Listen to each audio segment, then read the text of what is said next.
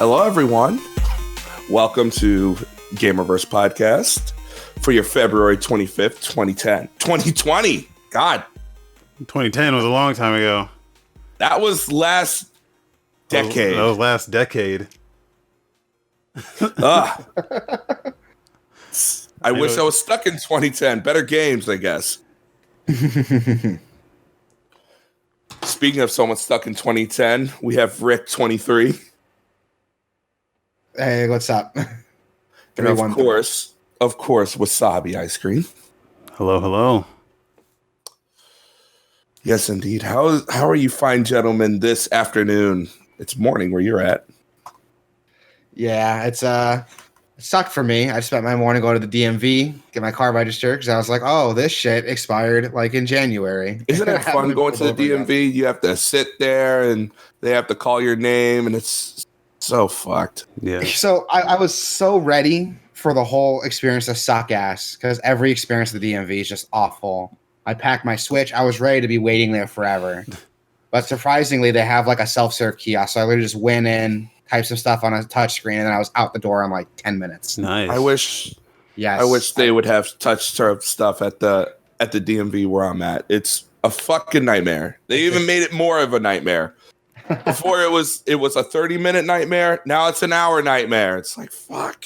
My DMV is not too bad because it's like in a part of town that's not very populated, so it's never busy in there unless you go in like the mid-afternoon. But you get in there early, no one's in there, just in and out. Yeah, dude, it was dope. Like, I had to take my car to emissions, and like the whole process from leaving my house, going to emissions, getting that taken care of, going to the DMV, getting my registration, putting it on my car. Whole process was like an hour, including like travel time. It was awesome. Nice. Yeah, I was happy. Shit, man. Out here it's been snowing like a motherfucker. What is snow? Yeah, I would kill for some snow. Oh, snow's this thing. Snow's this thing that like falls out the sky and ruins your day. And so like rain? It's like rain, but it stays for a long time. Especially in this city, because the attitude in this city is like, oh, it'll melt. So you just leave it the fuck there. And then 2 days later it snows again, and then it just piles the fuck up. And you're like, this really is ruining my commute and travel. So there's a big problem in Tucson during monsoon season, because like we have great washes now to run off the water, but it used to be like piles of water would just sit and fucking like just breed mosquitoes. Oh god, so that was a problem. That was a problem for a couple of years.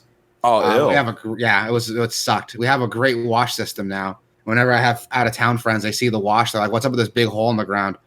That's because it rains really, really hard. Damn. For like a month out of the year, it just rains like crazy. Yeah, I'm fine with rain. Like, I don't mind it too. I love rain. Doesn't affect me at all. It's like, oh look, it's raining. Either I'm going to die today because Grandpa wants steak, or I'm either going to die today. See, that's my problem, and it's a Tucson problem, is that nobody knows how to fucking drive in the rain, because it only rains 1 month out of the year. Oh yeah. And for some reason, the consensus in my town is, oh, it's raining, I better drive faster to get out of the rain. You can't escape the rain, man. No, you can't. You really can't escape the rain. Which frustrates the fuck out of me. I hate driving in the rain because of that, because no one else knows how to do it. It drives me crazy. Because they've never seen it before in their lives. They're like, what is this? What is this? We live in a desert. It's supposed to be cold and hot at the same time. You're not wrong. You're so not wrong. It hurts. It's like frustrating how right on that is. God. But anyway, fuck my town problems. Fuck my car problems. We're going to talk about some fucking video games. What have you guys been playing? I want to hear it. Yeah. You really don't. No, come on, man. What have you been playing? No, you really don't. No, you really don't. You playing some weird porn games? Is that what's going on? No. That would be great. Playing some weird porn games with tentacles would be great. But you really don't want to hear it. All right then. So I've been playing the Fortnite. Ew, why? Gross. Yeah, I've been playing a lot of the Fortnite. I last night we won 5 victory royales last night. And now I have to eat my way through cheeseburgers. Nice. Did you have you graduated from bots yet? Are you fighting humans now? I really hope so. But winning 5 of these, I'm not sure anymore. Sorry. That's how I felt with like Paladins. I downloaded that a while ago. And I was like, this is too easy. I don't know if I'm just really good or if it's on Switch. I'm just playing with a bunch of like 7-year-olds. I think it's a mixture of both.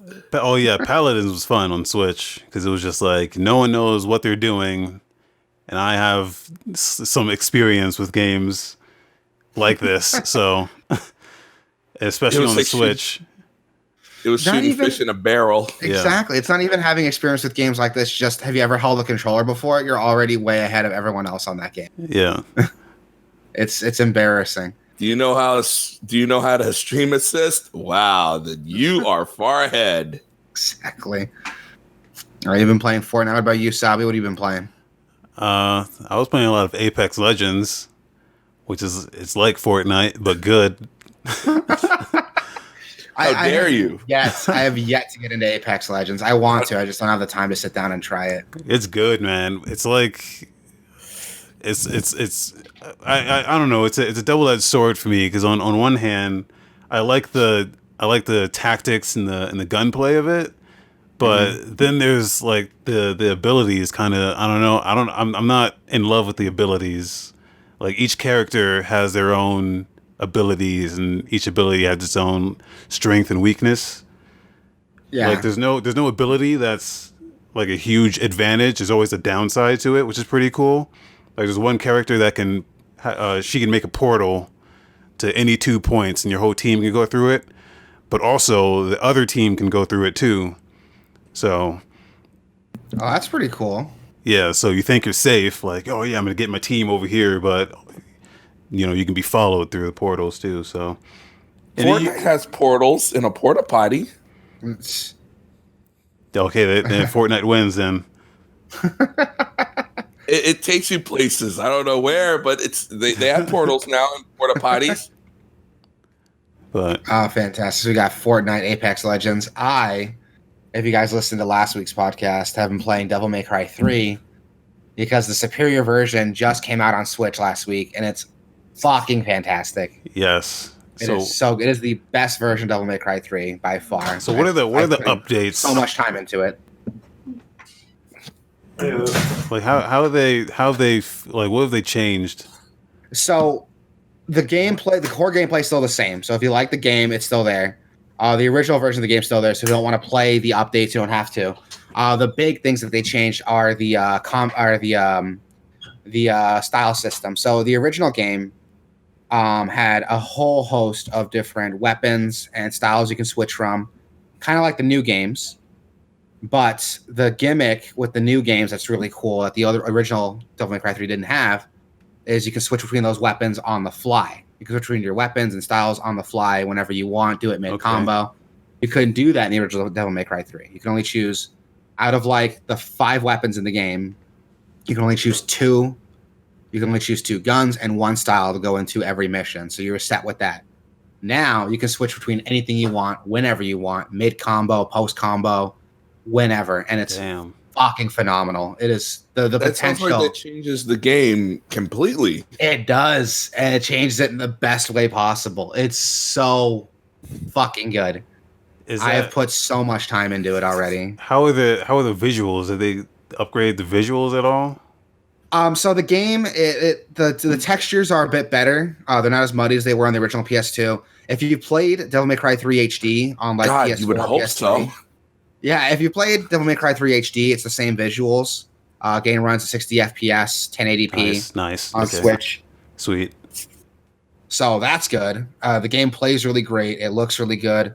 The story's fucking ridiculous, but I love it for that. I mean, more games need to just be fun. And it's good. It's $20. If you have a Switch, seriously, go pick it up. It's a fun game. I put so much time into it. I can't wait to beat it, play it over again on hard. Yeah, I'm gonna have to and all grab the original it. content's still there. It's so good, and the original content's still there. So if you're like, oh, I don't want to play with this new style system because it ruins the integrity of the, you can play with the original system.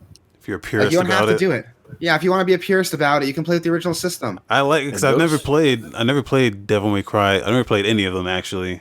Well, I've played them, but not like I've played them not much. I have them all too. So here's the breakdown. Fuck 2. You can skip 2. Yeah, I know that much. Yeah, you can play 1 if you want, but I recommend play 3 if you really want to know what happens in 1 and 2. Go like read a wiki or something. But 3, 4, and 5 are phenomenal. I have another friend that defends DMC, the Ninja Theory one. So, okay, so it's not. It's not bad at all. It's just that opening is just what the fuck. No, the whole opening is weird, and the thing with that the Ninja Theory DMC game, that's the big problem with the Ninja Theory DMC game, is that the Ninja Theory DMC game did so much to separate itself from the original Devil May Cry, especially if you play the original on PS3, Xbox 360. That version is fucking dog shit. Like it runs at 30 FPS. Gross. They have some just outrageous design decisions that make no sense at all. The combos were nothing like the original Devil May Cry, which is fine, but there were just some stupid choices they made for the combo system. I don't think it had a lock on either in the original. Like that was something that was weird. And with the definitive edition that came out on current gen systems, PS4, Xbox One, they retweaked the combat system. They retweaked the camera system. They retweaked the story and the exploration system. So the game's actually fun now, but everyone who played it when it came out just has that shitty experience. Yeah, I have all of them on PC, so I was thinking of just going through them at some point. Dude, do it. They're so good. Like you could skip 1 and 2, honestly. People defend 1, it's not bad, but 3 is really where it's at, and that's where the later games are based off of. Well, 2 just went into a whole new dimension of shit. What the fuck were they thinking? We don't talk about that. That and Dead or Alive Extreme, like that month was just a sadness of like, why is this game sucking? You're not wrong, dude. It's so embarrassing. Like I went back and replayed it, and I'm like, this is shit.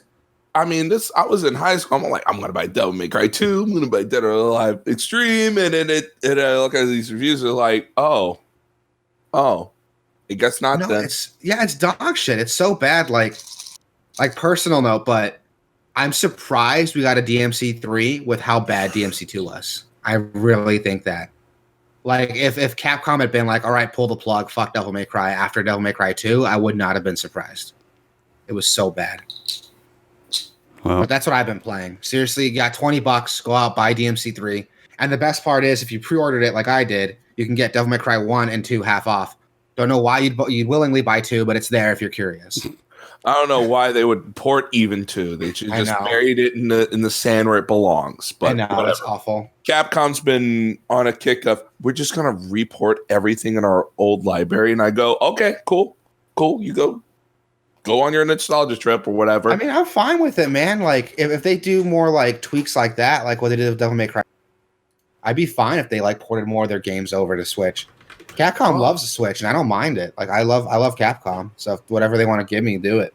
Hey, those games are great on the go, and we haven't had those kind of experiences on the go, and now we have something that is as powerful to have those. If they want to port some shit, give me God Hand or give me Death.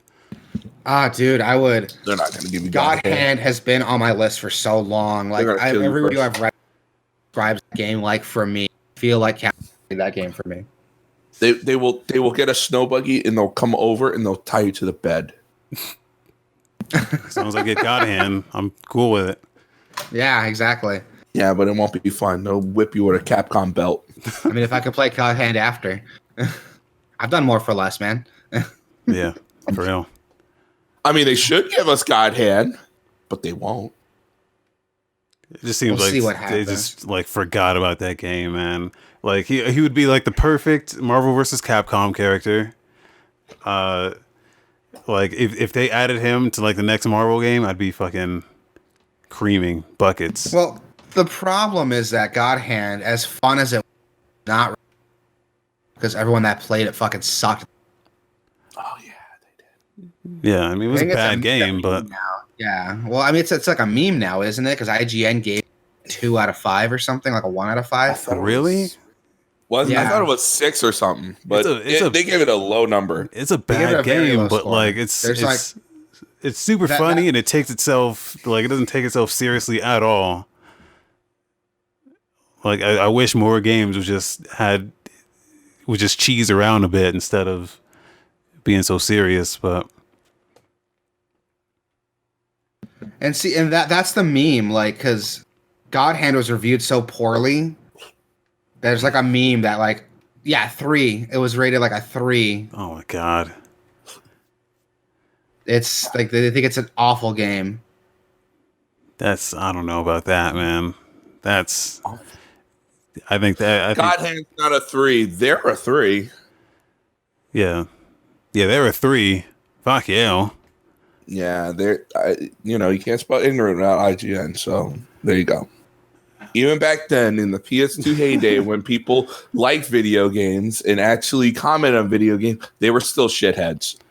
Well, I think the big problem, there's a whole other tangent here, is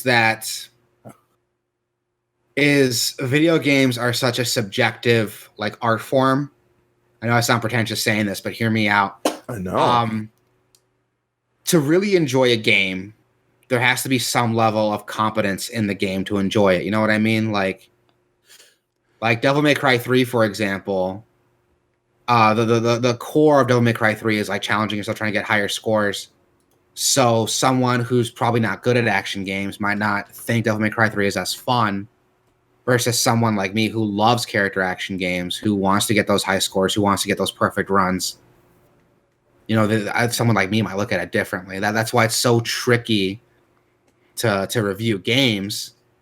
But at the same time, like, they should know that. You know what I mean? Like, they should take. But that's why I think that's why you get more opinions. Like, you don't just go to IGN and go, well, it's a 3. This game sucks. Like, you gotta go to IGN. You gotta go to GameSpot. You gotta know who's reviewing to know. Okay, this is what this person likes. This is what this person likes. Like, it's more than just a score. Exactly, and that's why I like watching reviews that aren't based on scores from YouTubers. Like, let me give an example. I have YouTubers for different games. So, like, if I want to know about an FPS game, I'll listen to G-Man Lives. He has great insight on FPS games. He doesn't leave a numbered review. He just talks about the game for like 10, 15 minutes. So that's awesome. If I want to talk about character action games, I'll listen to like Super Eye Patch Wolf or the Gaming Brit, who love character action games. So if I hear a game that they recommend, I'm going to go check it out.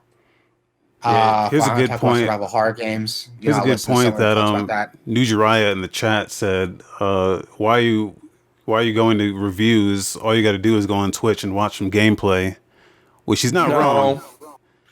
Yes. He's not wrong, but I would rather go to YouTube and just chop it up. Yeah, here's why. And if I'm wrong, go ahead and call me out. You can call me an idiot. But going to Twitch is like trying to go to the buffet. Some of this meat is just raw. Sometimes I just want it. And and then you're looking at the boobs anyway. So it's like, let me go to YouTube. That's the thing with it, because Twitch is supposed to be like an entertaining thing. Like, it's not this person giving their opinion on the game. It's the person playing the game. You're watching. It doesn't matter what game they're playing. You're watching them play it. Yeah. If I'm wrong, correct me. But versus if you want to know if the game's good, I'll watch someone talk about the game, why they like the game, why they didn't like the game. And I'll listen to those opinions. Yeah, even talking to those people on Twitch, they would even ignore you and say, fuck, donate to me. I'm like, that's why I have to listen with the sound off, because they're going to annoy me. That's why I go to YouTube, so I can at least have some kind of something. I'm like, okay, all right. Exactly. It's good to get that like input from someone whose opinion you care about versus just watching someone play it. You can't get the full experience of it. I can't hear how great the game is to play or how good the controls feel by watching someone play it. That's something someone has to tell you. Right. Yeah, and that's why I think it's important. To each their own. I'm not saying, and no one's wrong. It's just I don't like sometimes it's like you're searching through a minefield on Twitch sometimes. Yeah, exactly. That's why I like going to YouTube and just hear reviews on. But yeah, that's what I've been playing. Point of the story: fucking go play Devil May Cry 3. It's good. Who doesn't have $20? If you have $20 in a Switch, fucking do it. It's fantastic. You won't regret it. $20 and 2 Switches. There you go. Buy it twice. Fuck it. I don't care. You can show Capcom you want that game. Yeah, maybe they'll port the other one. There you go. And then it'll run at like 10 frames a second because it's Capcom. Or something. Okay, so we went over everyone's playing. Next, we got some gaming. This is something I really wanted to talk about. The new Animal Crossing game. Yeah, fuck it. I'm not a huge fan of Animal Crossing. I'll admit that. Yeah, it needs to die. I would disagree with you on that. Because I know those people need to go on their own desert island with their own game in their own little shorts and their own little stuff, and Nintendo drops some little pizzas and shit, and they can all go live there forever. What is your beef with Animal Crossing? Because they're fucking assholes. All they do is just go around and go like, "This game's great. It's boring," and I'm like, I got up at 9:30 to watch this. They're like, "Hey everyone," and everyone's like, "Yeah, Animal Crossing." I'm like, "Fuck you." And then Tom Nook now is the Monopoly man. He's now owned everything. You have to pay this man back, and he goes like, "All right, everyone, we're going to an island. See ya. You can get a tent. Maybe later you'll get a house. Maybe later you'll get people to come over. Oh no! What if someone chops down your cherry tree? What if someone chops down your cherry tree? Only best friends can chop down your cherry tree." But like, fuck yeah! No, I'm totally buying this game because I need to know. That was the most roundabout way of coming down to I'm buying I've ever heard. Thank you for choosing the Nooking Deserted Island Getaway Package. I can see the appeal of it. I'm not a huge Animal Crossing fan myself, but my wife is. My wife loves Animal Crossing. Of course she does. This is. So they had their like directs on Thursday. Yeah. And like 9:30. So they went pretty in depth on all the features, and I'm also not a huge Animal Crossing guy, so I don't know like how much of this stuff is like absolutely new. Oh, I can. My wife let me know in great detail what she's excited for. So one of the things she likes, and I didn't think this was a big thing personally, but one of the things that she was super excited about is that you can change the landscape and the environment with the construction system. Yes. I guess you can do that in the older games, and she loves that. She loves that she can like pave the street however she wants. She loves you can make a waterfall or cut out sides of a cliff. Now hear me out. There's a game for that. It's called Minecraft. There's also Death Stranding. There's also Death Stranding. When they said the part where you could like build bridges and help other people, I was like, "Oh, you're talking about Death Stranding?" Yes. I'm like, "Oh, that's Death Stranding. I can get into that." You are stranded on a desert island in Animal Crossing. You could be Death Stranding. It could be Death Stranding, but I think the appeal of Animal Crossing is the fact that you can kind of just like have your own little virtual life on this place. And my wife loves the idea. She likes that she can play with other people on, like up to 4 people, I think, on the same console, 8 people online. Okay, Ruben in the chat brings up a good point that this was something. As soon as they said this, I noticed it immediately. I was like, "What the fuck are you talking about?" There's straight up no support for save data cloud backup. But it's coming later. Is it coming later? Yeah, they said it's coming later, but they have a different system for it, so it might be like a proprietary thing. Like it's one of the features that you're paying for when you pay for the fucking Nintendo Online shit. Is hey, I want to back up my save data, and Jay just come out and go, hey, we're not gonna do that. It's like they woke up one day and went like, fuck, people want this. It's not ready yet. We're not dressed yet. It's coming later. It's not ready yet, but they did say in the presentation that they were going to have their own later. So if you do like lose the game, they have a recovery system to get it off the server. That will be ready later. Is Animal Crossing very shareable? Do people share this game on multiple Switches that I don't know about? Is there like an underground Animal Crossing islands that might come out? I don't think it's underground. Animal Crossing is like one of Nintendo's biggest properties. I would wouldn't call it underground. I don't think that's the point. I think it's just if you're paying for this feature in this service, everything should support it. I agree completely. But if I agree, but also it's Nintendo. It's Nintendo, so of course they've also got a dumbass fucking smartphone app again. So you can. That's one thing I fucking hate. There's no reason that mic support. And it's not a thing on the Switch, like natively. It's a separate app from the other apps that they have. Like, you can't just have one fucking Nintendo app that does all the shit. You gotta have a separate app just for Animal Crossing, one just for Splatoon. It's like, come the fuck on, guys. Not just that, but hear me out on this. Let's say you have like an iPhone that doesn't have like an auxiliary cable. Now you gotta get one of those fucking adapters. I got 4 of them. That's gonna kill your battery. So you need another adapter so you can charge it. I got 5 of those. Most phones are dropping that port anyway. Yeah, because Apple did it first. Because Apple did it. And that's what's so frustrating is that like it's doomed to fail, because if you do want to play online and chat with people, you need to have these fucking roundabout like adapters and shit to make it work. And like me already, like I'm thinking about that. And I'm like, fuck, if I want to do this, I gotta buy like a separate adapter for my phone so I can still use the charging port while I have the headphones plugged in. I got to have it plugged into my fucking TV while I have my headphones on, while it's plugged into my Switch. It's a fucking mess. Hey, what's up? I got an idea. Yeah.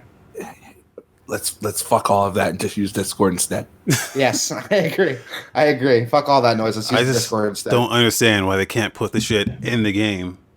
Like, even There's no reason not to. Even if they're scared of people trolling or whatever the fuck, you can just disable it in the game, or just have features in the game that prevent it. I mean, they already have the anti-trolling feature where you can't cut down people's trees and shit. Not just that, but the Switch itself has like a parental control feature. So like, if people are aware that their kids are going to play it, then like the parental control should just block off any sort of mic communication. I think the game's a little too boring for kids. They're just gonna go like, this game's boring. I don't know. I was huge into Animal Crossing when it came out in GameCube in like 6th grade. Yeah, because that game had NES games on it, and that's all you wanted. Yeah, but you had to earn those. Yeah, exactly. My wife loves Animal Crossing, and I've asked her about it. She says she likes the decorating aspect. She can make her own house. She has something to go to every day. Like, she loves that shit. That reminds me, I bought Happy Home Designer for $5 at Five Below. So that's how much that game means to me. Really? Yeah, Five Below. I saw it on Twitter and were like, hey, there's games in 3DS. I was like, Happy Home Designer. I'm gonna buy that. And I did. And I was like, I'm gonna play it. It didn't. I'm like, yep, $5. Jesus, that's amazing. But I like the idea of Animal Crossing, and like even games like Animal Crossing, like Stardew Valley and Harvest Moon. Like, I like the idea of these games, but I don't have the patience or the time to tend to bullshit anymore. Which is fine, because like I don't think we're that audience. It's the audience is people like who like to have to go back to that every day, see something new. Yeah, people like my wife who do love that game, and she's super into it. And I think that's the common consensus, is that Animal Crossing fans do like the changes that are coming to the game. I can't wait to spend hours upon hours. I'm going to buy an ASMR mic. It's going to be great. We're all going to hell that day. We're all going to be dripping blood, and then we're all coming back to the island to have some steak. It's going to be great. Doom's coming out the same day. That's why Doom is coming out the same day. That is one that I am hella excited for, but I unfortunately am not going to get it because I'll be buying my wife Animal Crossing that day instead. Yeah, you'll buy 4 copies of it. Is that why I see all those memes with Doom guy and Isabel? Exactly. I didn't get that until just now. I was like, why the fuck is Isabel on in Doom guy? Doom guy and Isabel's having a tea party. She's singing about her day. That is exactly why, because both those games are coming out this, and I unfortunately will not be playing Doom because I'll be buying my wife Animal Crossing instead. I think I bought Doom for $50, so it's coming.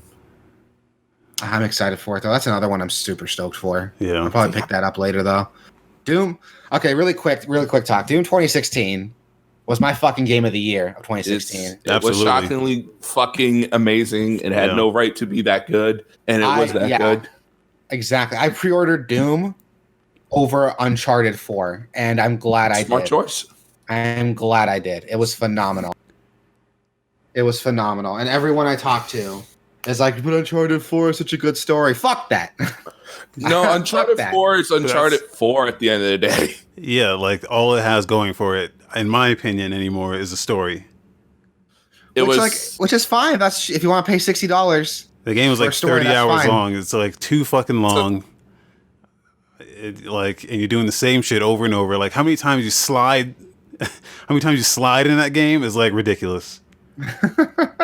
They were going for something with that. They were like, we're sliding simulator.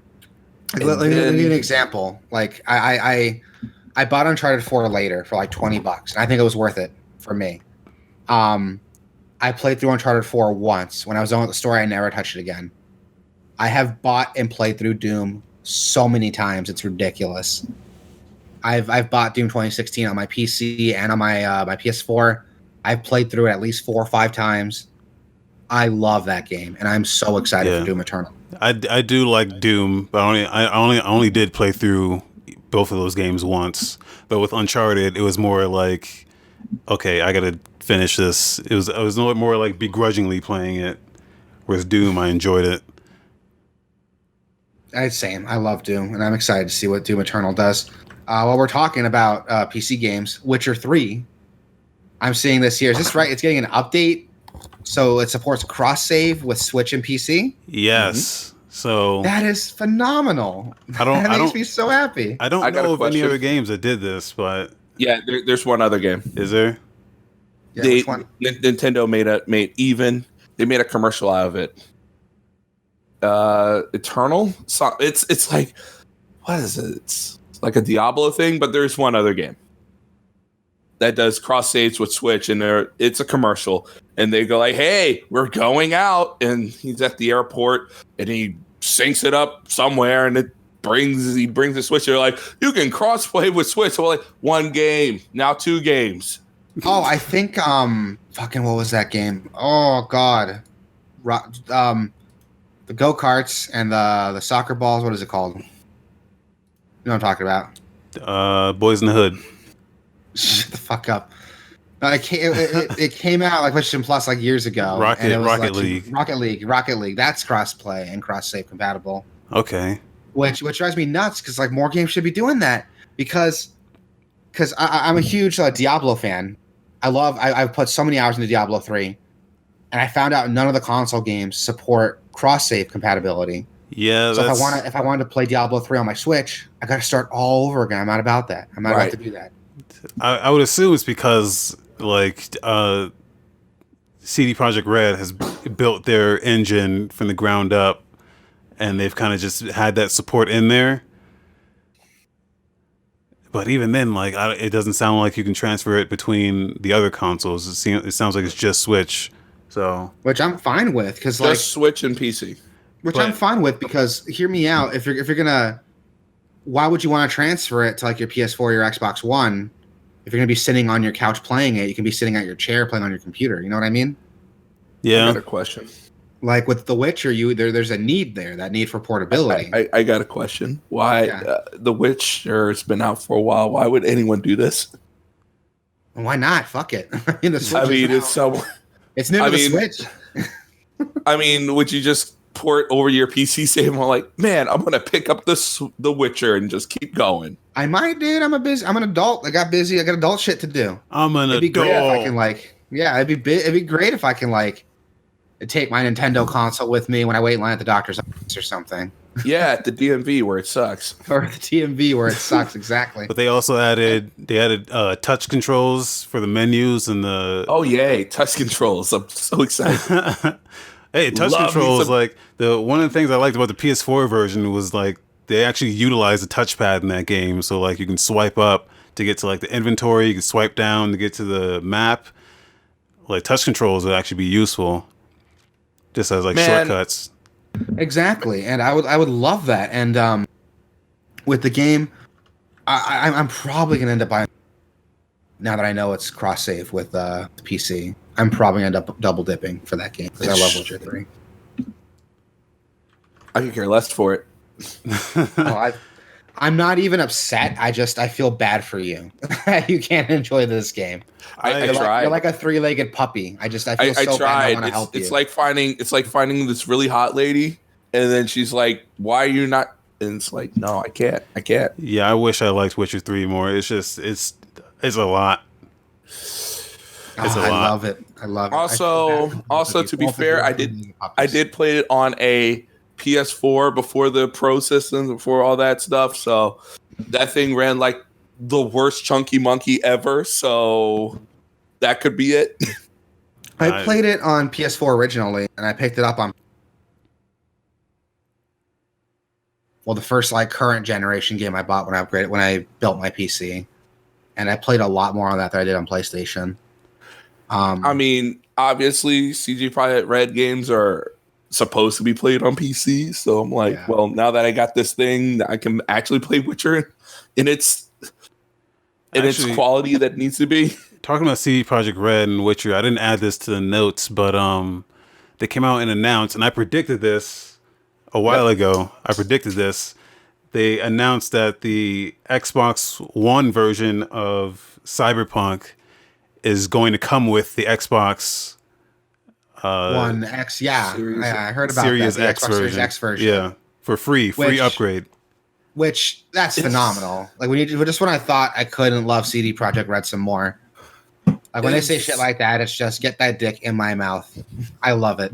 I love it. Yeah, but also people keep talking about that's what you should do, and I feel like all of the companies that go, remember when the PS4 came out and they had that upgrade for $10? I know this is free, but they're gonna do that. This is free. So if only they had the same mentality. If I could only buy Witcher 3 on PC and it works on my Switch, I'd be in heaven. But but I don't think they're in control of that though. Like, I'm sure they have a deal with Microsoft. It's just like, we'll do it. Well, also them telling them, so there's an Xbox Series X version of this game that's coming. And they're probably working on a PS5 version of that game is coming. So of course, like as soon as they delayed it, I'm like, well, there's going to be a next gen version definitely because they're so close to that window. And that game's going to run better on next gen than it would on current gen, and that's going to be a really big coup because that game's going to be huge, and having it close to the launch of that definitely is going to help everyone. Yeah, and I'm excited for it, dude. Like, Cyberpunk I'm another fan. I know it's kind of weird because I'm a fan of a lot of different games, but as big as a fan I am of like action games and fighting games, I also really like immersive sims, which I found out was a term for. I couldn't come up with a term for it last week, but that's what it's called, immersive sims. Skyrim with mods. Skyrim with mods, for example, like Prey, System Shock, Dishonored, and it looks a lot like Cyberpunk's gonna scratch that itch for me. And Dishonored's immersive sim. I just kept murdering people and all the rats and stuff. And the guy who was going around said he disgusted me, and I was like, "Why? You're playing it wrong. That's why. Why do you disgust me? I was murdering these people just like every other game." That's the beauty of immersive sims. As long as you get from point A to point B, doesn't matter. You can do however you want. If you want to murder a bunch of dudes and play it wrong, and I got very sad. Well, maybe not like kill everybody. But I've been playing a lot of Assassin's Creed that day too, so like everyone needs to die. And then I also didn't put this in the notes, but Phil Spencer put up a blog post on the Xbox site. Sure did. Just stating some more info about the Series X, and he's confirmed. They confirmed 14 teraflops on the GPU. I thought it was 12. Is there 12 or 14? I forgot. I don't have the link to it. See, here's what I'm worried about. It's 12 teraflops. Okay, which is twice. Variable rate shading. Variable, whatever. I don't know what that means, but good. Variable shading can look really good or really shit. It means like depending on the scene, it can distribute resources that if it's It's a context sensitive. Yeah. It can look really good or really bad. Who fucking knows? It'll look really good on the areas that need to look really good. Yeah. It can skimp on areas that don't need it. Which, as cool as that sounds, don't get me wrong, it sounds fucking awesome. But who's gonna buy it is the thing, because people who care about like specifications like that. Well, so here's the thing. On a PC, right? Here's the thing. That GPU that they're talking about is more powerful than anything that AMD has right now. I'm pretty sure. For now. Yeah, I'm sure of it. For now, yeah. Yeah. But for at least right now, it's more powerful than anything you can get on the AMD side. I think NVIDIA's RTX is like 14 teraflops. Which yes, that sounds right. Which is fine, but my concern is how much is it going to cost? Because if you remember when the PS3 came out, it blew the 360 out of the water in terms of specifications, backwards compatibility. Yeah. But it costs like $800. So here's what I think on the cost of these things. I think Xbox they can come in at a lower price because they can make up for it in services. You know what I mean? Like, they're in it. They're in it for their Game Pass thing. Their Game Pass, xCloud, like they just want people to play their games on whatever platform you're on. So even if you don't buy the Xbox, you can still buy their services on like your phone or your PC and shit like that. Yeah. Okay, I hear you. So I think that might help them break even if they don't sell a lot of consoles. They can come in at a lower price than Sony because Sony is just not on the services game. So I hear you. I think, but they're also there's going to be 2 consoles, which they still haven't. Right. So the Series X is that premium one, and they're still going to have a lower priced one. See, is this the Xbox One X of this, or is there an Xbox One S of this? No, I think they're only showing the premium shit. Yeah, I mean, is there going to be an Xbox Series XX? Yeah, no. Hello, everyone. There's one for 22 teraflops, and it's 12K. Go for it. Great. I mean, that'd be nice, but I don't think anyone needs that yet. Yeah. I mean, we'll have to wait and see what happens. I love that they're putting performance, but we'll see what the common consumers. That's what's going to make or break the sales of that game. People buying it. Quick resume in multiple games, smart delivery, whatever the fuck smart delivery. I know what it is. It means, hi, your games. We're going to determine which gets to where faster, and it's like, okay, that depends on your internet speed, not you, but okay. Yeah, they're saying like super low latency controls, variable refresh rates. They're targeting 120 frames. Yeah, they're targeting frames. Like if they can do it, kudos to them. 120 frames on a console. Holy, like really? Like I know PC people like we had that forever. Yeah, but it wasn't built into the TVs. Like TVs were like 60 FPS for a long time, but now that technology is getting built into the TVs now. Also NVIDIA Sync and that FreeSync stuff's getting built into TVs. Yeah, HDR is coming into monitors. And the other thing is tricky about TVs is you ever see some of these 120 refresh rate TVs that are not? It's basically 60 doubled.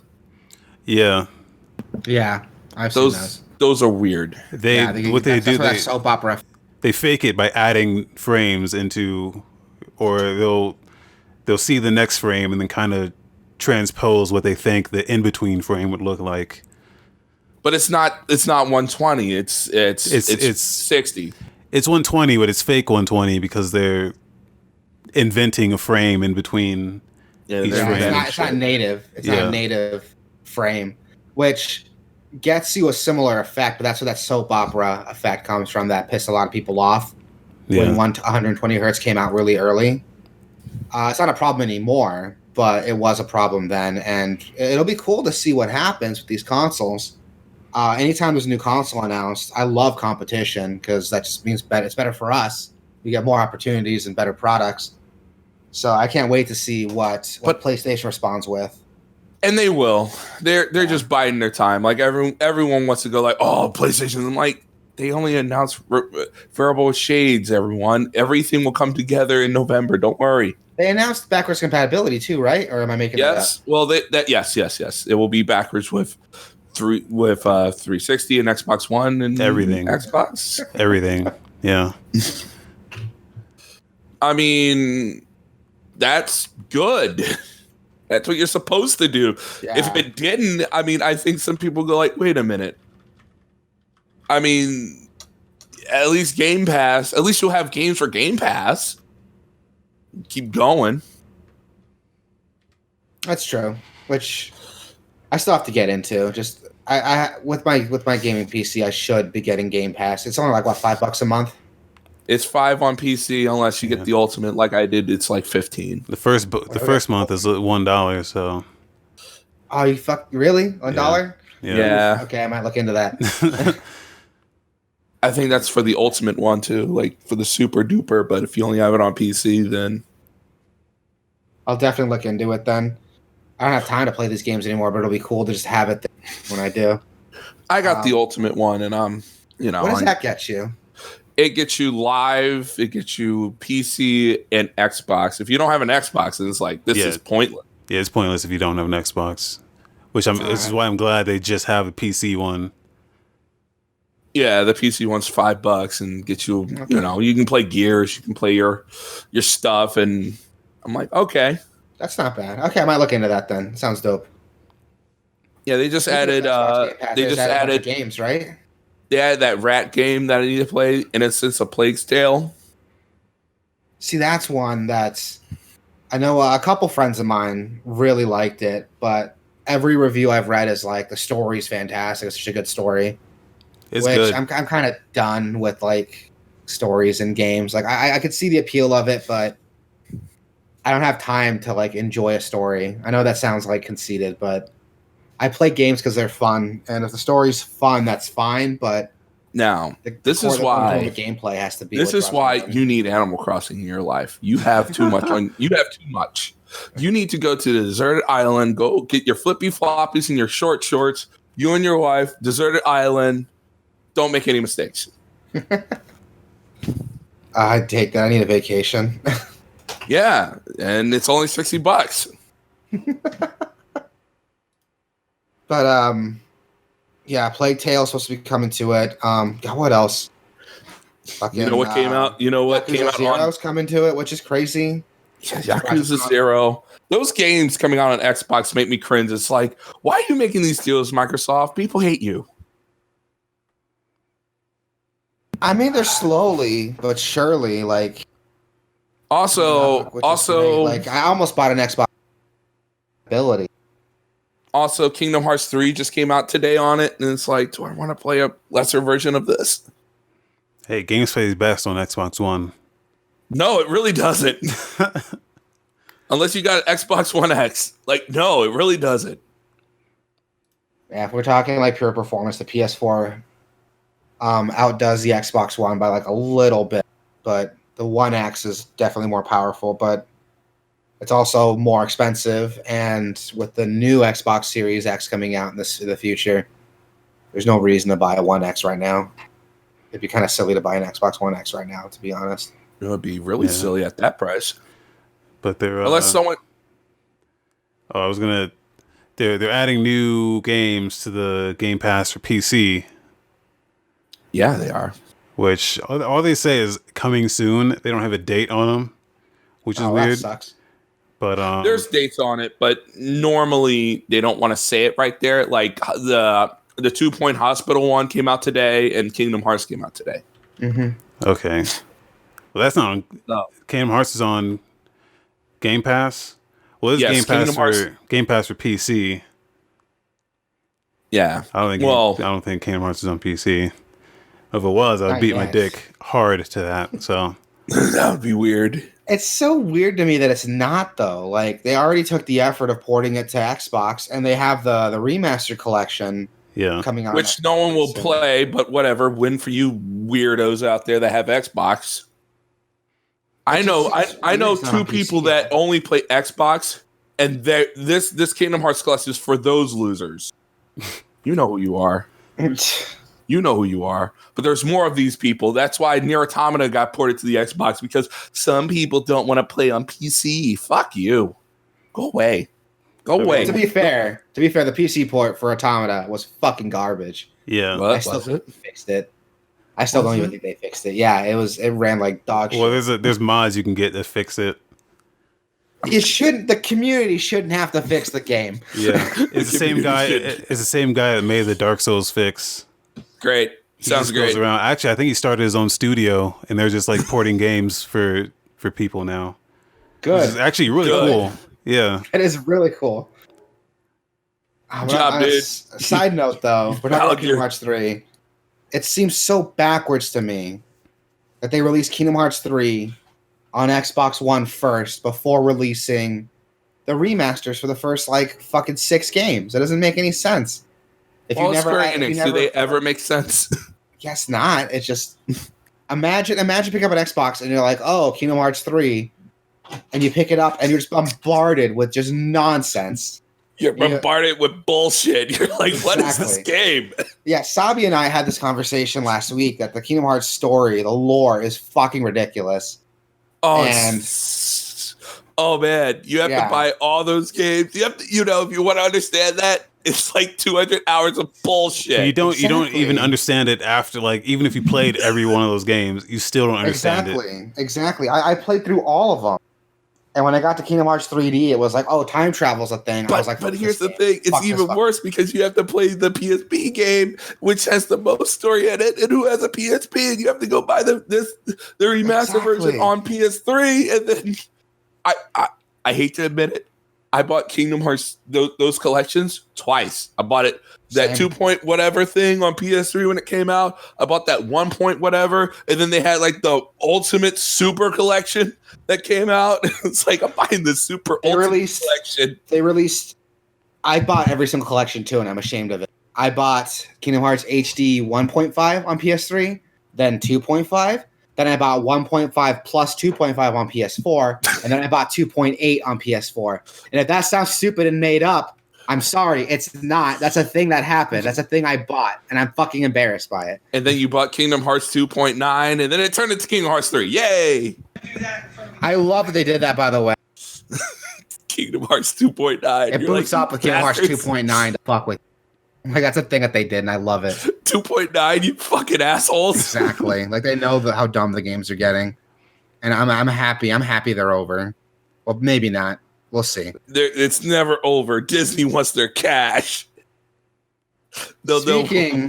Speaking of a virus that will never... No, it seems like it's never ending. A lot of Japanese companies are pulling out of GDC and other important events like PAX East because of the coronavirus, which is insane to me. Yeah, I can see the logic in it. Like, it's a scary thing. And even though I want to start by saying there's been no like major outbreaks in the US like there were in China, the fact that the fear is still there enough that major companies are pulling out of these big events, which GDC and PAX are both hosted in the US. Right. Which is probably the safest place to be if you're worried about the coronavirus, and they're still worried about harm coming to them. Well, I guess they're worried because there's a lot of people that come from other places, and they just don't want to take that risk. Yeah, and I understand the fear there, but I was looking up, Wasabi and I were talking about this earlier, and I was looking up the some coronavirus facts on the actual CDC website. So anyone can do it. You can go on to the Center for Disease Control website and see some coronavirus statistics, and there's no major outbreaks in the U.S. There's a couple small cases, but it's not like a whole outbreak like it is in China. Like, there's no like. One of the big problems is that you can have it and not show any symptoms for like 3 to 20 days. I've heard. So and when the symptoms are there. Yeah, so they'll have people in quarantine for like I think 14 days in Japan, but you can have it for 14 days and not show symptoms, then get released from quarantine, then start coughing, and be like, "Uh-oh, we're out in the wild now, and we might have it." Like it's really scary and could be. It's a scary thought to be in, and I can see why those companies are pulling out. It's in the end, you got to take care of yourself. You got to take care of your workers. It's important, and not spreading the virus is important too. Like too many people are going to work when they shouldn't, commuting when they shouldn't, going to public spaces when they shouldn't, and it's important that people who are sick, if you know you're sick, to stay home so you don't spread it. Right. Yeah. It's a double-edged sword. Like I'm pissed off that it's affecting so many aspects of hobbies I like gaming. But it is good to see these companies are taking a step back and being like, okay, we're not going to risk the health. It's affecting everything. Yeah. Not even gaming, manufacturing, everything. Everything is grinding to a halt, and people are like, consoles might get late, iPhones might get late. I'm like, no. There's a lot of manufacturing processes that happen in China just because of the low costs, and a lot of that's getting affected. Just trying to buy anything, right? But and even like I thought it was just like Japanese devs, passing on events, but EA just announced, or someone, one of the EA developers announced on their LinkedIn profile, like, hey, they're advising us to not go to this stuff. So EA canceled all their GDC stuff and is telling everyone not to go. It's just like, which I'm okay with, because in the end it helps reduce the spread of the disease. It helps, it keeps them and their employees safe. It keeps the attendance goers safe. Maybe it should just be an online seminar or something. Maybe just like do the Nintendo Direct thing and just maybe just have a bunch of stuff and have it in an online seminar so they can just dress up, from the waist up and go like, hi, this is what let's tell you about this engine. Stay at home in their underwear. Exactly. No, I mean, Nintendo's been doing it forever. Why can't everyone else shorts and flippy floppies, just like they always do? Yeah, a big thing about GDC is like getting to talk and interact with, the developers and like sharing a bunch of information. True. Like, hey, true. Like the Outer Wilds guys were there, and they we're talking about how their technology worked in their game.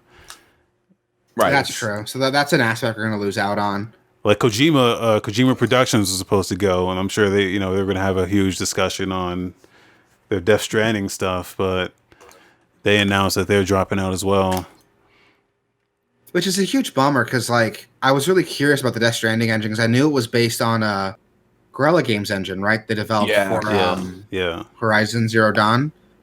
So it would have been really cool to see like what Kojima Productions did to it, like under the hood, to make it work for Death Stranding. Probably nothing. I'm gonna guess probably not much. But that Guerrilla engine was fucking phenomenal. Not to be an asshole, they did work on that Fox engine, and that thing was miracles. Oh yeah. Oh god, yes, the Fox engine was so good. I'm so sad the next game that got it was Metal Gear Survive. Or didn't they use it for Pez? Yeah, they're using it in their soccer games now. Oh, that's a shame. That makes me sad. Yeah, that makes me so Fox sad. Engine. I've never seen an engine run so smooth in my life. That was the one game that I could play at 4K max settings on my PC. Like at that time it came out, it was super impressive. It ran at 60 FPS on PS3 and PS4, which was phenomenal to me. It was able to do that, and it didn't lose too much like graphical fidelity. It ran at 1080p 60 on PS4, which is a feat. Yeah. Even today. Yeah, which is phenomenal. It's such a shame that engine is being misused by. It was rock solid. Like that was. I mean, it's one of those things you look at and you're like, man, Konami's a bunch of jackasses, but they spent money on this engine. It's not, you're like, what is happening? It's such a shame. Shit bums me out. On the subject of Japanese jackasses, not a good best segue, and not really jackass. I can understand the concept here, but Persona 5 Royal is getting a new localization. Sure is. For the US release. Which, no more perviness. Not that. It's one scene, surprising, that's getting censored. Have you guys played Persona 5 yet? I know you did, Sabi. How far did you get? Not very far. I only played like the opening. No, Raven. Persona 5 Royal. It's the definitive shot in the version head and the reimagining of Persona 5. Good, happy. Jesus. Okay, so I guess it's gonna be up to me to talk about the scene then. No, I played the whole thing. Okay, thank God, because you're gonna see what I'm talking about. So there's a scene in Persona 5 Royal where you're searching through the red light district, and two flamboyantly gay Japanese men come up to you and Ryuji, and they act very sexually aggressive towards you. Yes. And it caused a lot of controversy because those are the only gay characters in Persona 5, and the only times you see them is when they're hitting on you and Ryuji, and it's borderline like rapey. It's really uncomfortable for some people. Very uncomfortable, but it's also Japan. It is also Japan, which a lot of people were upset about it, and I can see why. The article doesn't mention this, but when Persona 4 came out, it had a lot of really positive gay representation with characters like Hanji and Naoto. So I assume, again, those people didn't play those games.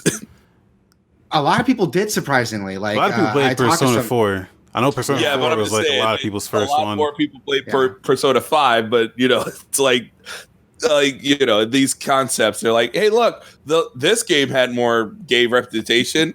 These people latch onto the weirdest shit. Well, I can see the appeal though, because like a lot of people did jump on Persona 5 expecting a similar amount of respect Persona 4 gave. And that was not the case at all. It was the complete opposite direction. And this interview that I was reading was with hold on, I just had it right here. It was with Yu Namba. He's a senior project manager for Atlas West, and he's localized a ton of Atlas games. And apparently they're going to be toning down that scene, so it's not so, how can I word it, problematic. Because and normally, I want to get you guys' opinion on this, because normally I'm against it. But in a situation like this, I can see why they'd want to tone it down. The scene still happens; it's still there.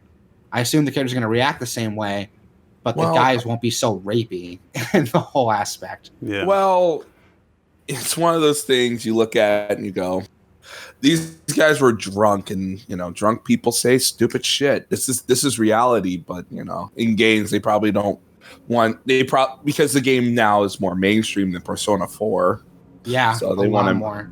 Like, they want to make sure that the game appeals to people that are not completely, like some people don't understand that kind of context or haven't been somewhere that would be in their compromising situations where a gay guy would hit on you and say, hey, like some people can get very pushy. And the thing is that it's not just hitting on them. If the guys like hit on them and then left, and they're like, wasn't that weird, a gay guy hit on us? Fine. But these guys are like very, very like aggressive. But that's also Japan. If you ever watch, I haven't seen the where they like, oh, let me get that butthole. Let me loosen you up, boy. Like, are they? No, it's not. It's very, very close to it. It's very close to it. I remember that. I remember watching that scene and being like, "This is super rapey." But this is the thing they're gonna censor. And I watched the anime. In the anime, they actually tackle Ryuji, which is insane to me. Yeah, exactly. It's even worse, but so much worse. All right, this is Japan. I mean, at their worst, they always make things worse for everyone. Exactly, and that's why I'm not totally against like Atlas, the localization team, changing the dialogue a little bit. Yeah, so when the game comes out, no one's gonna go like, "Where's the rapey scene?" They're just gonna oogle the new girl, and that's it. Exactly. If you want to talk about like problematic scenes, one thing, this observation I made is one of the main aspects of the game is the very first house you go to. The gym teacher, what's his name? What is his name? I don't remember. Kamoshida.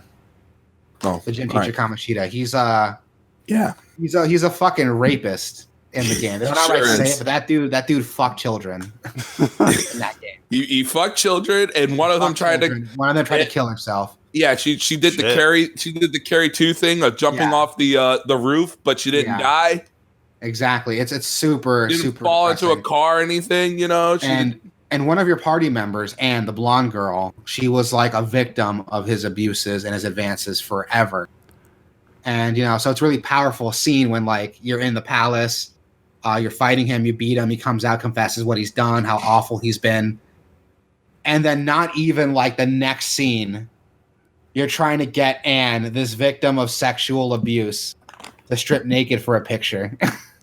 That was... I remember that. And I'm like, this is not happening. If they're going to do shit like that, it seems a little reactive to be like, hey, we're just going to remove this gay scene because that's the one people were upset about. Oh, there's so much stuff. There's so much fucked up stuff in that game. There is. There's a lot of stuff to be like, that's kind of fucked up. And that's one thing that bums me out about Persona 5 because like I do like Persona 5, but in terms of like actual storytelling, Persona 4 is so much better. Can I just say my scene that is really fucked up and weird? What is it? What about the first that side thing where they're like, oh, we could get a maid, and it's your teacher? It's like, the fuck is going on? Yeah, at this school? that's another thing. Why can't they just pay their staff? Well, they explain in the story that like that teacher like had a student that like killed themselves or something, and the parents blamed her. Yeah, she was so guilty. She's like giving all her money to this kid's parents, and that's why she's working as like a maid. And that's the thing that bums me out of Persona 5 is it has really, like scenes like that are like really like heavy, and it handles situations very well. Some people can't handle that heavy shit. That's the problem. Like some people are like, I can't believe it. But like this can happen. Yeah, and that's what I like about it. It handles well. You have scenes like those two gay guys trying to rape you in an alley. Like it's so frustrating, and that's why I'm not so upset that Atlas is like redoing the dialogue to make that less problematic. Yeah, but it's a double-edged sword. It's like, are you giving in to these people? Or are you not giving in to these people? And it's like, whatever. At the end of the day, the people who are upset about it will buy the game. Royal will become like the biggest game ever, and we're all just Google the new girl. It's all. I'm definitely picking up Royal. Like I'm not. I got a fever, and the only prescription is more Persona and Japanese waifus. Yeah. Yes. And I have a fever for Akechi, so it's definitely this is happening. Yeah, and I haven't played it yet, so Akechi! I'm gonna get that Royal version and finally play it. I was gonna buy the collector's edition because I'm part of the problem. Yeah, but I didn't, and I want a stuffed cat that I can bring to school. That would be great.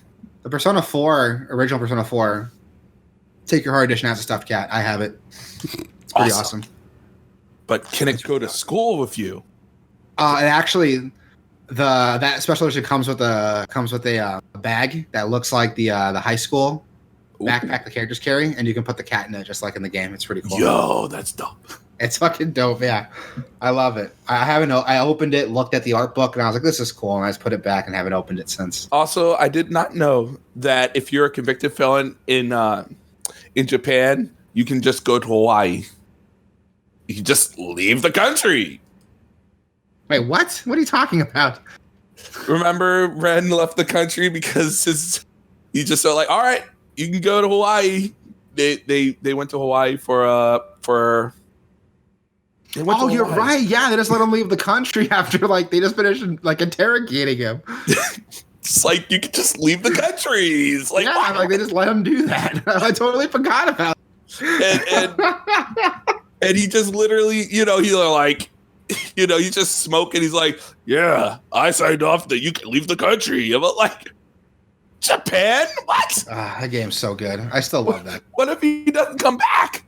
Anyway, so that's the thing. If you're looking for Persona 5 and you didn't like that scene, which I don't blame you, that scene is it's very uncomfortable.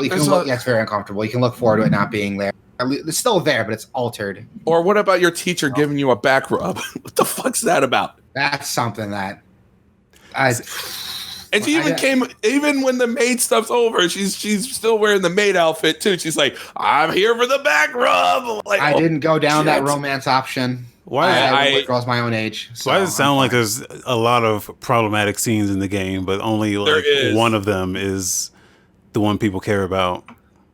Well, I think how people are. I think the big thing about it that concerns a lot of people is the fact that Persona 4, like I mentioned earlier, did have some great gay representation. Yeah. Like Kanji's whole arc is phenomenal in Persona 4. And to see it take a huge backstep in the sequel, I can see why that would piss some people off. I know a lot of friends who like play Persona 5 expecting like more representation like Persona 4. These games aren't like, they're not written by the same people though, so yeah, you kind of gotta take it as it is. Yeah, which is a bummer. I'm still in the camp that like Persona 4 is a much better game. Okay. Story wise, Persona 5 mechanically is a lot better, but I think Persona 4 has a better story. Well, that's an argument I can have in the chat. Ben. Well, maybe she ate best girl. She ate best girl. Maybe they should just port that to Switch. They won't. Dude, if they port that to Switch, won't. I will shit my pants with joy. They should. They won't. They should. 110% should. Atlas had a survey a while ago what they wanted people to see, and there's overwhelming results for Persona 3 and 4 remasters on the Switch. Yeah, but they won't. I would love to see. They should. I see no reason why they couldn't. I mean, the game is popular now. It's in Smash Brothers. Do it. Exactly. That's why I don't think it's impossible, because like Joker from Persona 5 is in Smash Brothers. Smash Brothers also has downloadable Mii fighter costumes for Persona 4 and 3 protagonists. So it's not too outside the realm of possibility that we might get a remaster on Switch. All right, we got to move on. Yeah, we got to move on. Game releases. A lot of games I personally... Did you want to talk about the Samurai Jack, or... I was about to get into that, actually. Okay. So, we have a new Samurai Jack game coming out this year. And if that sounds crazy and insane, that's because it is. But it also is happening. The trailer looks really cool up until the gameplay starts, and it looks like the 3D models are not the best. Those are some fucking Unity ass models. Yeah, but it looks like a PS2 game or like a 360 game. It looks like an early late PS2 game. Yeah. Which the fact that there's not like a 2D Samurai Jack game is like a crime, because that art style would lend very well to like they don't have to do anything. They could just do the show. Like that's if there's anything anyone can learn about making a video game based on a show, look at those South Park games. Yes. Just make the game look like the show and I'll be happy. And it looks cool. It's coming out for PS4, Xbox One, Switch this year. But what's up with that? What's up with all these announcements? Literally, they go like, "Yeah, game's coming out in summer." Like before, they would announce it 3 years in advance, and now they're like, "Whatever." No, I don't have a problem with it. But it seems like these announcements come a lot sooner now. Before they would announce it, and it seemed like, "Oh, that game's coming out. That game's coming out." And I was like, "Hi, game coming out in a month." You're like, "What?" Exactly. And not just that, but let's keep in mind here, looking at this gameplay trailer, I don't think there was a lot of development time in the project. Yeah. Well, who's working on this? It says adults. Who's Soleil? I have no idea. I think it's Adult Swim Games are working on it, right? Adult Swim, but they don't develop; they publish. Yeah. It says Soleil Games at the beginning. I don't know who that is. Let's look it up. But I don't know. No name studio. I mean, obviously, the only people that could make this game is Platinum, but whatever. It's what it is. If Platinum made a Samurai Jack, I would be a lot more excited. Like, I look at this and I go like, this looks like this needs to be a Platinum game. And they have done games like this, and they have with the Legend of Korra game and the Transformers. Those are bad. I mean, they're not terrible. Yeah, I think they were given the job to do, and they did the job. Like, I agree completely. That Transformers game was 4 hours long, but it was a fucking great 4 hours. Yeah, it was really good. It was a fun as fuck 4 hours. And on the subject of Platinum, forgot to mention Platinum has an announcement tomorrow, February 26th. So it'll probably be there by the time this podcast goes up. But I'm excited. Anytime I hear Platinum's announcement, I'm like, just give it to me. Just give it all to me. Show it all in my mouth. I love Platinum. Anytime they announce something or they're doing something, I'm excited. They're probably going to talk about the Wonderful 101 remaster. It seems like something very specific. Like they've got like this 4. What do you think the 4 means? Bayonetta 4. Yeah. Well, they have a bunch of games coming out because I got this from the Platinum website, and if you scroll down, they have like 4 big announcements. Is that okay? So it's 4 announcements, not 4. Yeah. So if you scroll down, you'll see Wonderful 101 is number 1. Okay. Yeah. And then there's a blank 2, blank 3, blank 4, with a star on the very top, with 22620 on the top left corner. So that tells me they have a new announcement. Well, Platinum Games making some moves. Yeah. And I'm excited to see what they're doing. Maybe they're porting Astro Chain to something where we all can play on. Maybe. Maybe they got a new game coming out. Maybe Astro Chain will come to a platform that doesn't roll like ass. I want to play Astral Chain so bad. I'm like upset I didn't get it. I totally got it. It's one of those things. It's like, man, I'm so glad the Switch got it. But now port it to PC, like Demon X Machina, and those people can just go nuts. Hi, this game that on Switch and runs like ass, now it's on PC. And people are like, oh boy. And then it's like, oh yeah, who cares? And just like announce tomorrow. Oh, sorry. They're gonna announce Bravery Default or whatever that Occupath Traveler's coming to PC. Occupath Traveler 2 made by Platinum. Yes, we struck a deal with Square Enix, and we're doing that, and it's now hack and slash. Congrats! I don't know. They should do Nier Automata again. Honestly, but that's not going to be an announcement. I hope it's Bayonetta 3. It's probably not, but I hope it's Bayonetta. I guess Bayonetta 3 remastered. I mean, doesn't Sega own the rights to that? Sega published it, but Platinum owns it. Yeah. Oh, they do? I thought it was the other way around. Nintendo published Bayonetta 2. Yes. Yeah, but why is Sega's name still on every one of those? They might have something to do with it. That's a good question. Yeah. Well, I think Platinum's like a Sega subsidiary. Or am I dumb? I think Atlas is the same way. They're like a Sega subsidiary, right? Yeah. I mean, if that was true, they wouldn't have to go to Kickstarter for 101. That's true. Yeah, I don't know. That Bayonetta one's weird. Yeah. I mean, Bayonetta's like super screwy because like they still. I mean, she's royalty now. She's in Smash Brothers, so who fucking cares? She is. I'm excited to see. Once you're in Smash Brothers, you're now an icon. Isn't that right, Banjo-Kazooie and Pichu? Which I think it's hilarious that we got Banjo-Kazooie after we got. Out of all the characters to come to a Smash Brothers game, all the third-party characters, we got Solid Snake, Bayonetta, Terry Bogard, fucking Ryu and Ken from Street Fighter, before we got Banjo and Kazooie.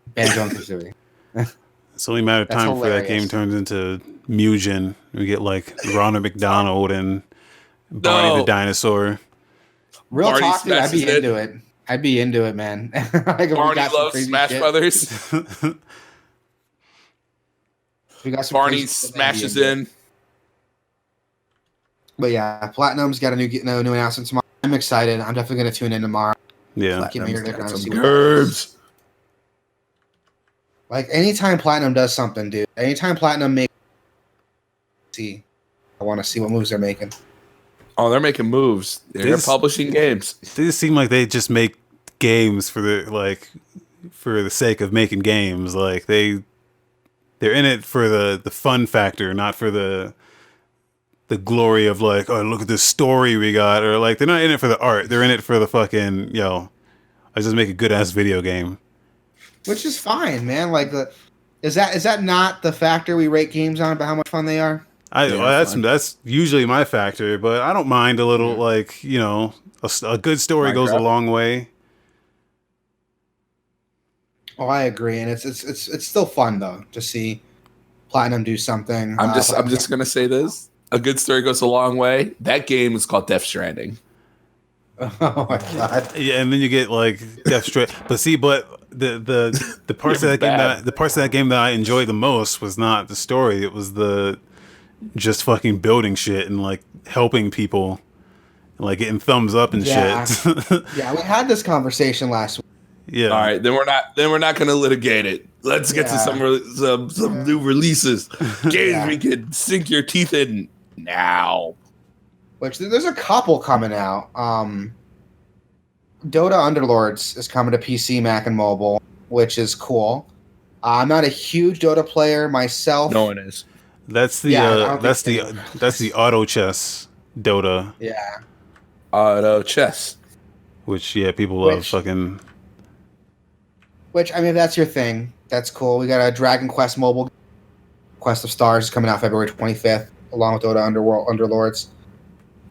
The Mega Man Zero ZX collection is also coming out February 25th. I wish I had more money to buy that game today, but it's one of those things I look at and I go like, man, that's a good collection to have. Exactly, and I like Mega Man Zero. Like the Mega Man Zero games are fun to me, and I would be cool. Those are my favorite of them. Like some people like the original, like those Mega Man X games were like, it was like rock and roll to like it was like metal to rock and roll's Mega Man. Really crazy. Yeah. Yeah, exactly. And on top of that, we have Rune Special, which is a remake, if I'm right, for the 3DS Rune Factory 4 game, right? I never played Rune Factory, and I don't care. You never played Rune Factory? Everyone's played Rune Factory. Really? No. I see it on shelves, and I go, "Who the hell buys these?" Rune Factory is one of those like. How can I word it? It's like a budget RPG without being a budget RPG. Xseed makes them. Is it one of those like dungeon crawlers? Is it like first person and you like go down like hallways and shit? Is it one of those? You're thinking of. So there's a lot of games like that. Yeah, with a budget somehow.